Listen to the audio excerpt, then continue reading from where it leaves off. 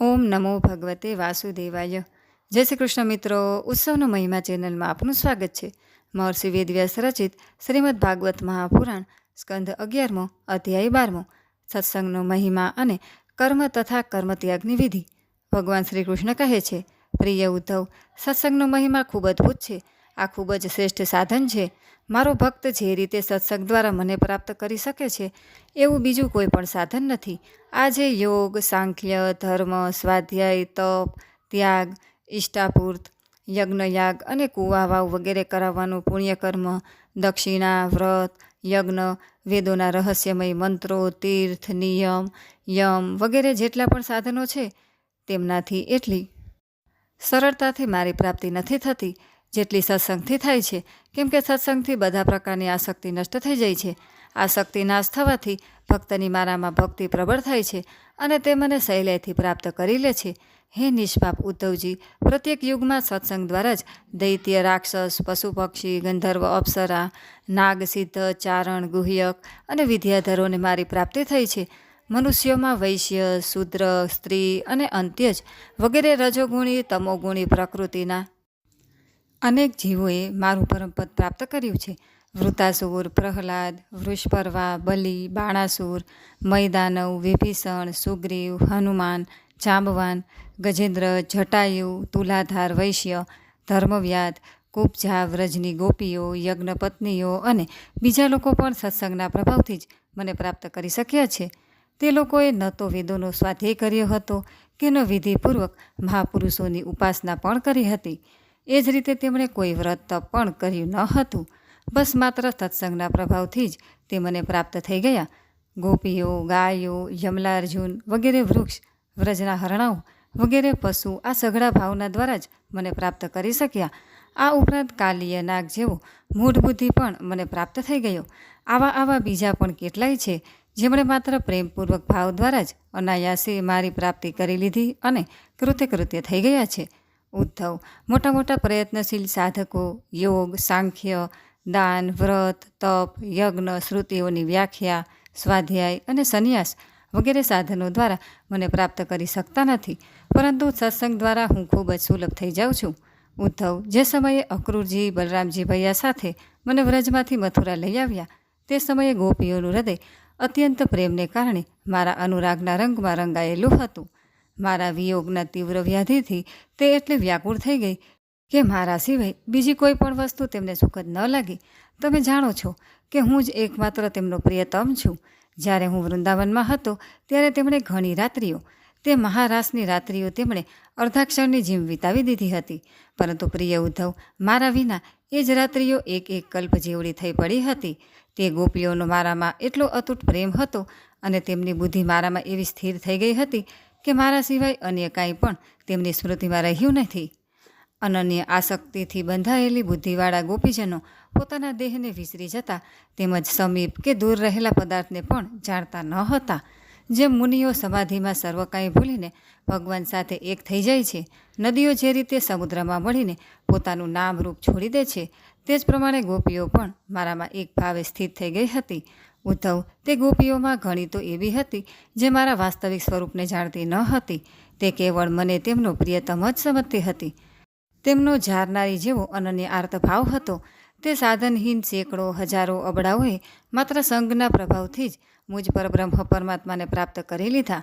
તેથી હે ઉદ્ધવ, તમે પ્રવૃત્તિ અથવા નિવૃત્તિ, વિધિ, નિષેધ આ લોક અને પરલોક સંબંધી સઘળા કર્મોનો ત્યાગ કરીને સમસ્ત પ્રાણીઓના આત્મ સ્વરૂપ એકમાત્ર મુજ પરમાત્માના જ અનન્ય ભાવથી શરણે થઈ જાઓ. પછી તમને કોઈ પ્રકારનો ભય રહેશે નહીં. ઉદ્ધવજીએ કહ્યું, હે યોગેશ્વરોના પણ ઈશ્વર, આપની અમૃતતુલ્ય વાણી સાંભળતા મને તૃપ્તિ થતી નથી. આમ તો હું આપનો ઉપદેશ સાંભળી રહ્યો છું, પરંતુ એનાથી મારા મનનો સંદેહ દૂર થતો નથી. મારે કર્મ કરવું જોઈએ કે નહીં, આ વિષયમાં મારી બુદ્ધિ ભ્રમિત થઈ ગઈ છે. તેથી મને કૃપા કરીને સારી રીતે સમજાવો.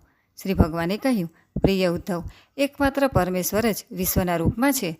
જીવયતિ ઇતિ જીવઃ, અર્થાત પરમાત્મા જ બધાને જીવન શક્તિ પ્રદાન કરે છે. તેથી જીવરૂપે પરમાત્મા જ છે. તે પરમેશ્વર જ પ્રથમ અનાહતનાદ સ્વરૂપ પરાવાણી નામના પ્રાણની સાથે મૂલાધાર ચક્રમાં પ્રવેશ કરે છે. પછી મનોમય રૂપને મનથી ગ્રહણ કરીને મણિપૂરક ચક્રમાં પશ્યંતી નામથી વાણીનું સૂક્ષ્મ રૂપ ધારણ કરે છે તથા કંઠમાં રહેલા વિશુદ્ધ નામના ચક્રમાં આવીને મધ્યમાં રૂપ ધારણ કરે છે. ત્યાર પછી મુખમાં આવીને અકારાદિ માત્રા, સ્વર, વર્ણ આદિના રૂપમાં વૈરખરી વાણીનું સ્થૂળ રૂપ ધારણ કરે છે. આ પ્રમાણે શબ્દ બ્રહ્મના રૂપમાં પરમાત્માની જ અભિવ્યક્તિ માનવી જોઈએ.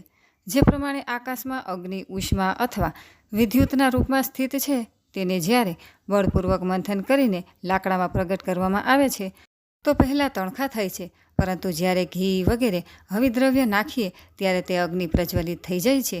તે જ પ્રમાણે આ વાણી પણ સૂક્ષ્મ રૂપથી લઈને સ્થૂળ રૂપમાં પ્રગટ થાય છે.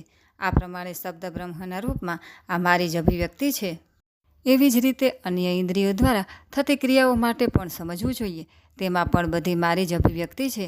અર્થાત બોલવું, ચાલવું, મળમૂત્રનો ત્યાગ કરવો, સૂંઘવું, સ્વાદ લેવો, જોવું, સ્પર્શ કરવો, બુદ્ધિથી સમજવું, અભિમાન કરવું વગેરે બધી ક્રિયાઓ મહત્ત્વ તથા સત્વ, રજ, તમ આદિ ત્રણેય ગુણોના વિકાર તથા એ સિવાય આ બધો દ્રશ્ય પ્રપંચ છે તે બધી મારી જ અભિવ્યક્તિ સમજો. પરમાત્મા જ ત્રિગુણાત્મક બ્રહ્માંડ રૂપી કમળને ઉત્પન્ન કરનાર છે. તે નારાયણ અવ્યક્ત પણ છે અને બધા રૂપોમાં વિભક્ત હોવા છતાં પણ એકમાત્ર તેજ છે, પુરાણ પુરુષ છે અને સર્વના આદિ છે. તે જ સર્વશક્તિઓમાં પોતાને વિભાજિત કરીને અનેક રૂપે પ્રગટ થયેલા છે. તેઓ સર્વત્ર તે રૂપોમાં પ્રકાશિત થઈ રહ્યા છે. જે રીતે બીજને જમીનમાં વાવીએ છીએ ત્યારે તે શાખા, પત્ર, પુષ્પાદિ અનેક રૂપોમાં અભિવ્યક્ત થાય છે, તે જ પ્રમાણે કાળગતિથી માયાનો આશ્રય લઈને શક્તિ વિભાજન દ્વારા પરમેશ્વર જ અનેક રૂપોમાં પ્રતીત થવા લાગે છે. જેમ વસ્ત્રમાં અનેક તંતુઓ તાણાવાળા રૂપે ઓતપ્રોત રહે છે, તે જ પ્રમાણે આ વિશ્વમાં એકમાત્ર પરમાત્મા જ ઓતપ્રોત છે. તે જ અણુ અણુમાં વ્યાપ્ત છે. આ સંસાર વૃક્ષ અનાદિ અને પ્રવાહ રૂપે નિત્ય છે. આનું સ્વરૂપ જ છે. કર્મની પરંપરા તથા એના ફળ ફૂલ છે, મોક્ષ અને ભોગ. આ સંસાર વૃક્ષના પાપ અને પુણ્યરૂપી બે બીજ છે. અનેક અનેક વાસનાઓ જ તેના મૂળિયા છે. ત્રણેય ગુણ તેનું થડ છે. પંચમહાભૂત તેની મોટી મોટી શાખાઓ છે, જેમાંથી 5 પ્રકારનો રસ શબ્દ, સ્પર્શ, રૂપ, રસ અને ગંધ નીકળે છે. 10 ઇન્દ્રિયો અને 1 મન તેની ડાળીઓ છે. એક જીવ અને ઈશ્વર આ વૃક્ષ પર માળો બાંધીને રહે છે. વાત, પિત્ત, કફ આ 3 એની છાલો છે. સુખ દુઃખ આ 2 ફળ છે. આવું આ સંસાર વૃક્ષ સૂર્યમંડળ સુધી ફેલાયેલું છે. અવિદ્યાને મહત્ત્વ આપીને જે વિષય લોલુપ છે તે તો આના દુઃખરૂપી ફળ ખાય છે, પરંતુ જે જ્ઞાનને મહત્ત્વ આપનારા પવિત્ર આત્મા છે તે આના સુખરૂપી ફળને ખાય છે. એવા પરમહંસ શ્રેષ્ઠ મહાત્માઓ તે અદ્વિતીય બ્રહ્મને જ અનેક રૂપોમાં જુએ છે. વાસ્તવમાં વેદના આ તાત્પર્યને જાણનારા જ સાચા અર્થમાં જાણકાર છે. હે ઉદ્ધવ, આ પ્રમાણે ગુરુદેવની ઉપાસના દ્વારા તથા અનન્ય ભક્તિ દ્વારા જ્યારે તમે જ્ઞાન સંપન્ન થઈ જશો ત્યાર પછી પોતાનું જ્ઞાનરૂપી ખડગ તીક્ષ્ણ કરી તેના વડે ધીરજ અને સાવધાનીપૂર્વક જીવભાવને કાપી નાખશો અને પછી પરમાત્મા સ્વરૂપ થઈને તે વૃત્તિરૂપ અસ્ત્રોને પણ છોડી દઈ અને પોતાના અખંડ સ્વરૂપમાં જ સ્થિત થઈ જશો. इति श्रीमद्भगवते महापुराणे पारमहंस संहिताया 11 स्कंधे 12 11 स्कंध अंतर्गत 12 अध्याय समाप्त.